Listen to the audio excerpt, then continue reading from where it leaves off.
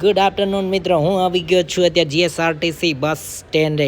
અહીંયા છે ને, અહીંયાથી અમારી અમદાવાદની બસ છે અને બસની અંદર જો તમે ફૂલ સુવિધા મળવાની છે.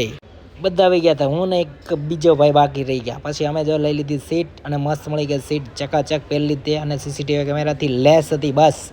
અને ભાઈ ઓલોમાં તો હું તો પહેલી વાર બેઠો ભાઈ, એને રોડે ચડાવી મજા આવી ગઈ, અડધી તો ઊંઘ આવી ગઈ. પછી તો મને એવું લાગ્યું કે હું અગાસી ઉપર બેઠો છું અને બસ નીચે હાલે છે એવું લાગે ભાઈ, મજા આવી ગઈ. અને પછી તો જો આ ભાઈ તો હુઈ જ ગયો, સીધો અંદર આવ્યો એવો.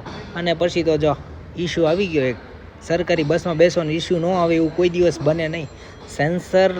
સેન્સર એનું આવે ને એ બગડી ગયેલું.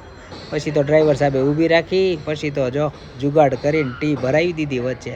પછી બહુ ટ્રાય કરી પણ મેળ આવ્યો નહીં. પછી તો હવે હોટલ સિવાય નક્કી નહોતું.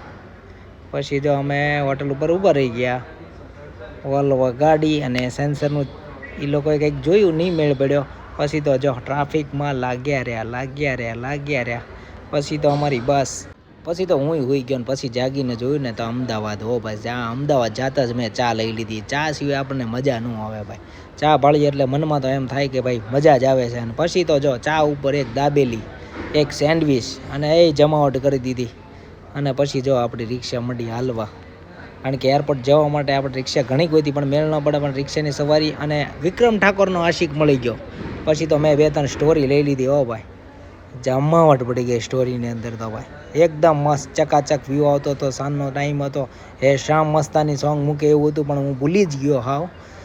પછી તો એરપોર્ટે પહોંચી ગયા. પછી સામાન ઉતારવાનું હવે પછી ધીમે ધીમે અમે ચાલુ કરી દીધું. હો, અને એક નંબર સ્કાય. હો ભાઈ, ગજબનું વાતાવરણ આવતું હતું ભાઈ, ગજબનું.